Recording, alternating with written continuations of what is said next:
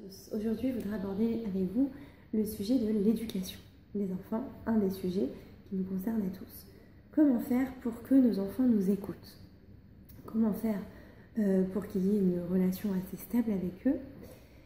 Alors, d'abord, pour répondre à cette question, il faut comprendre un petit peu une petite notion sur l'enfant. L'enfant, c'est un adulte en devenir, bien sûr, mais c'est un être qui n'est pas encore formé au niveau sensibilité. Il est en train de se former, il est en train de se construire. Donc il faut savoir, bien sûr, être délicat. Très souvent, puisque nous-mêmes nous sommes pris par le temps, nous sommes débordés, nous avons le soir 1h30, 2 heures pour arriver à faire les devoirs, les douches et le repas, ce qui est peu, nous n'avons pas le temps d'être à son écoute. Par contre, nous souhaitons toujours qu'il le soit à la nôtre. Et très souvent, peut-être même sans en avoir conscience, on lui impose des choses. Va manger, reviens, repart, mets-toi en pyjama, va te doucher, viens. Voilà. Alors qu'en réalité, l'enfant a très souvent, il a besoin, exactement comme nous les adultes, de s'exprimer. Il a besoin de raconter ce qu'il a passé, que ce soit au GAN ou à l'école. Il a besoin de raconter à justement ses parents, parce que pour lui, ce sont les adultes et ce sont ses guides dans la vie.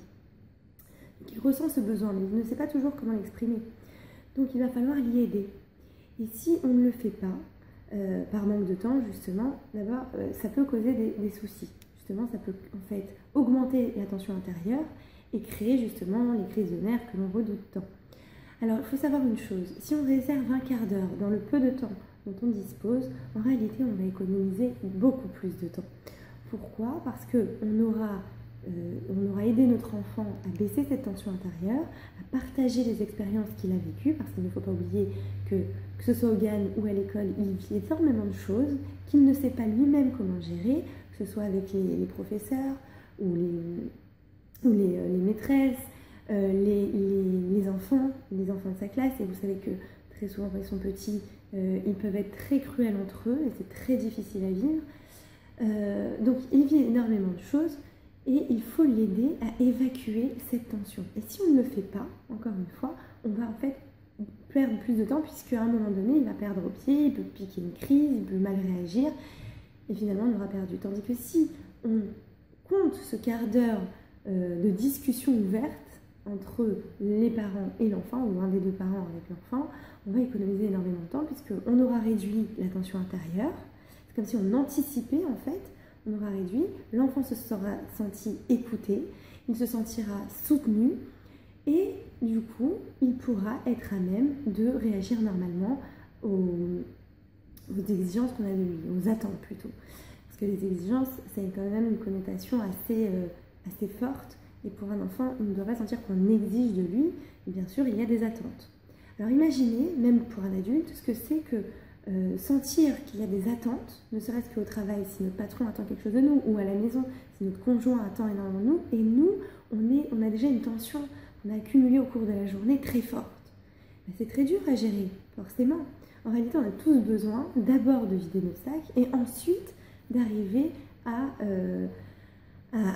agir et à faire ce qu'on nous demande, ou à faire ce que la vie nous demande finalement. Et souvent on oublie cette notion, et ce qui crée en fait un effet boule de neige, qui va créer aussi des tensions dans nos rapports relationnels, et c'est dommage. Donc déjà pour nos enfants, soyons conscients de cela, qu'il faut lui laisser en fait le loisir, enfin même plus que le loisir, le temps de parler, de verbaliser ses émotions. En fait, en faisant cela, on va lui apprendre aussi à reconnaître les émotions et à savoir les gérer, et ça lui servira toute sa vie, même quand il sera plus grand. Au niveau émotionnel, on passe énormément de choses au cours d'une journée, et selon la façon dont on va gérer nos émotions, on va savoir en fait réagir aux événements qui arrivent au cours de la journée, au cours de la soirée. Tant qu'on n'a pas géré nos émotions, qu'on ne sait pas comment gérer, ça peut être un bouleversement à l'intérieur de nous, et forcément ensuite on va avoir des réactions excessives dans d'autres domaines, et on va parfois se dire mais qu'est-ce qui m'a pris à ce moment-là? En réalité, ce qui nous a pris, c'est qu'il y a eu une accumulation au cours de la journée et on ne l'a pas vu arriver.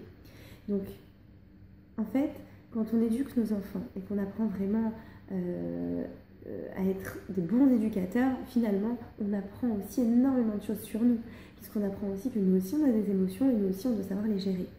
Quand nous, on sait bien gérer nos émotions, on est conscient de ces émotions et donc on est à même d'aider notre enfant à savoir les gérer.